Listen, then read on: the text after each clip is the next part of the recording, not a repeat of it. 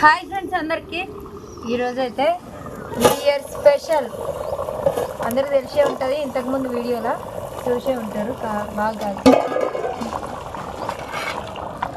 నాటుకోడి కూర ఎంత మంచిగా వండినా చూసిరా.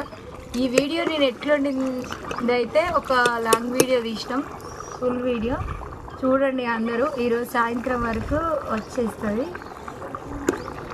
నేను ఎంత మంచిగా వండినా, ఎంత టైం పట్టింది, నేను ఏమేమి వేసి వండినా. నాటుకోడి కూర ఎక్కువ అంటే పండుగలప్పుడే చేసుకుంటాం, ఎప్పుడైనా చికెన్ తెచ్చుకుంటాం, షాప్లో పోయి కొనుక్కొచ్చుకున్నాడే.